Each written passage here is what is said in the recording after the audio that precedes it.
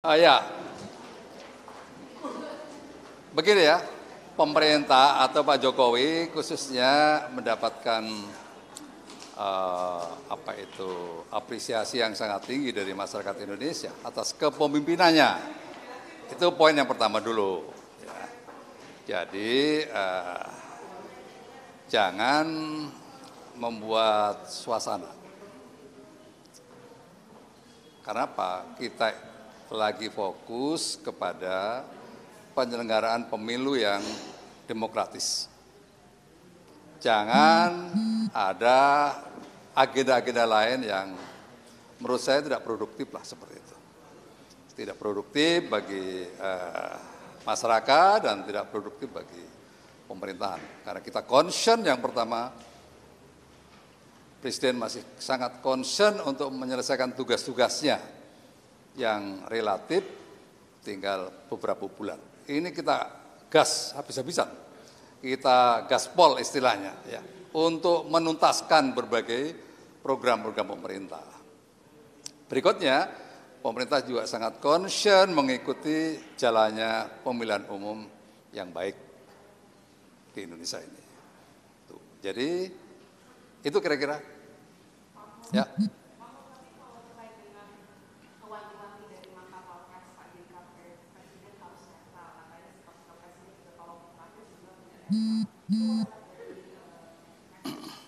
Ya, selalu saya mengatakan ini penyakit tahunan, per 5 tahun sekali akan muncul persoalan netralitas. Ya, kami mantan Panglima TNI bisa melihat bagaimana sih sebenarnya kultur baru yang terjadi di jajaran TNI. Sudah ada sebuah perubahan yang sangat signifikan atas kultur baru di TNI. Jadi jangan lagi TNI yang sudah baik selalu diganggu persoalan netralitas. Itu mengganggu konsentrasi TNI. Ya kalau kita nggak berbuat sesuatu terus selalu dibilangin begini begitu kan mengganggu. Saya pastikan, saya mantan Panglima TNI yang ikut terlibat dalam memperkuat culture itu, ingin memastikan bahwa TNI bisa diandalkan dalam konteks netralitas. Tuh. Jadi jangan selalu dimunculkan hal-hal yang dari dulu seperti itu. Berikutnya, kalaupun terjadi perilaku-perilaku yang menyimpang, apakah itu di TNI Polri, lihatlah itu sebagai individu. Jangan itu dilihat sebuah kebijakan dari atas ke bawah, hati-hati, hati-hati. Bisa aja penyimpangan-penyimpangan itu karena keterbatasan pengetahuan oleh yang bersangkutan akhirnya melakukan sesuatu yang aneh. Dan itu mungkin dinilai tidak netral.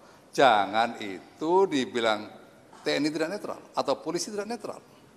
Karena kebijakannya sangat jelas, pengendaliannya sangat jelas. Tapi kalau ada yang aneh-aneh seperti itu, mungkin ya, kalau memang mungkin ada yang aneh-aneh seperti itu personal, oknum. Jangan mengatakan itu TNI, jangan mengatakan itu Polri, jangan mengatakan itu PNS dan seterusnya. Tuh, ya.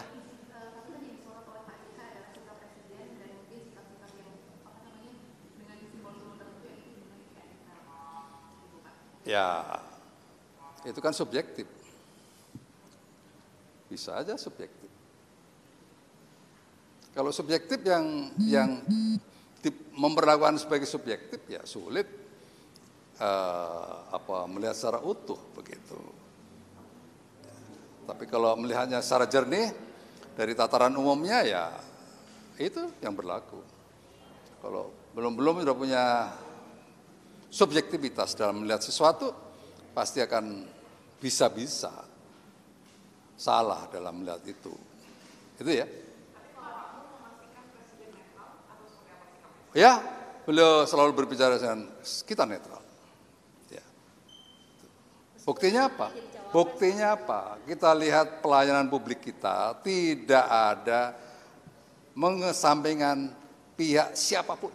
Enggak ada di dalam pelayanan publik. Oh ini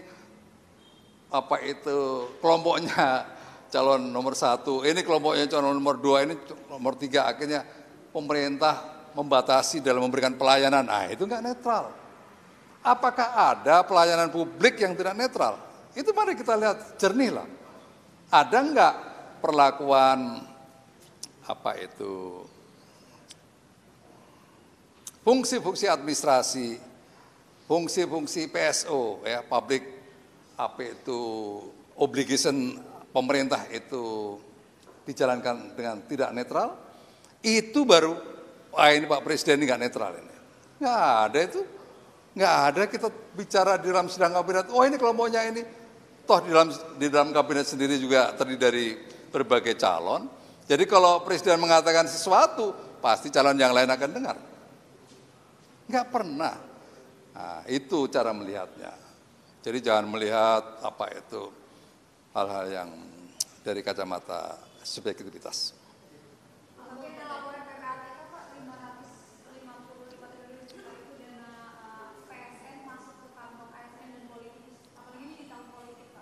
Ya, saya pikir otoritasnya sudah ada yang menangani.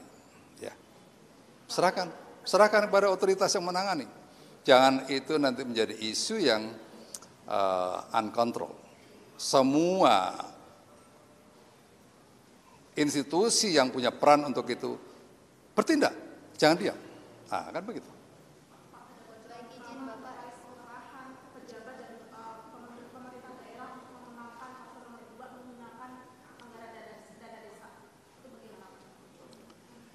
Itu isu atau bisa dibuktikan atau dan seterusnya. Persoalannya kita buru menangkap isu untuk diberitakan. Ya, Mendagri saya pikir akan tegas atas hal-hal seperti itu. Oke? Pak, ya. sering keluar daerah gimana Pak? Mendekati Pilpres nih Pak, Presiden sering keluar daerah, bahkan seminggu tuh hanya sehari gitu Pak. Ya, begini ya, Presiden itu sudah menghitung itu selama 10 tahun itu sudah berkunjung kemana aja udah dihitung itu. Ya, jadi ya tadi itulah cara melihatnya dari sisi mana. Kalau dari sisi yang negatif pasti akan memunculkan kesimpulan yang salah. Tapi kalau dari sisi positif, ya tanya aja masyarakat yang didatengin. Saya juga selalu ikut kepada beliau, itu menyambut kedatangan Presiden sungguh luar biasa. Saya sampai katakan, ini kok lebih dari pemilu yang lain, Pak, yang dulu Pak ya. Ini masyarakatnya kondisinya seperti itu. Ya. Dulu saya mendampingi beliau ke Aceh, sepi-sepi aja. Tapi kemarin beliau datang ke Aceh, sungguh luar biasa itu sambutannya masyarakat Aceh. Itu. Jadi apakah itu konteksnya pemilu? Enggak ada berbicara itu, sama sekali enggak pernah terucap dari Presiden. Enggak ada. Tapi bahwasanya dengan kondisi sekarang ini, ya di mana ada sedikit kenaikan harga, Presiden hadir punya tanggung jawab sebagai Presiden untuk membantu, dan itu bagian dari konstitusi. Semua presiden yang lalu juga melakukan itu. Jadi sekali lagi kita lihat dari sisi yang positif. Tapi ini kayak Presiden Pak yang Presiden sering keluar daerah gimana Pak? Apa? Kayak waktu Presiden 19 itu Pak, Presiden sering keluar daerah juga kan waktu Presiden 19. Ini sama kayak turun gunung Pak atau gimana Pak? Ora, turun gunung opo.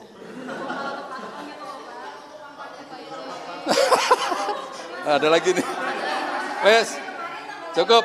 Terima kasih teman-teman. Presiden kemarin ke Vietnam, ke Manila, semua dalam rangka memperkuat ya bagaimana membangun sebuah relasi ya yang semakin kuat di antara kedua negara ya. Strategic partnership yang berkembang diperkuat lagi oleh Bapak Presiden. Berikutnya ke Vietnam juga melihat secara langsung bagaimana pertumbuhan mobil listrik di sana dan menyambut baik atas rencana investasi di Indonesia.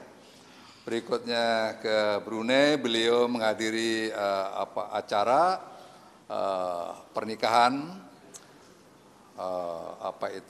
putranya Bapak Sultan Brunei, dan setelah itu dilanjutkan pertemuan 4 mata dengan beliau berdua.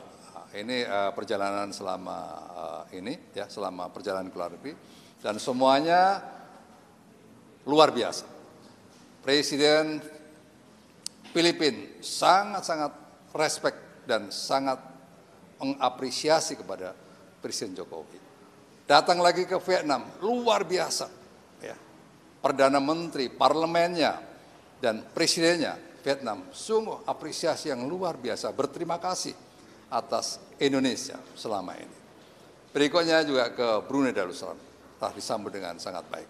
Demikian, terima kasih teman-teman sekalian.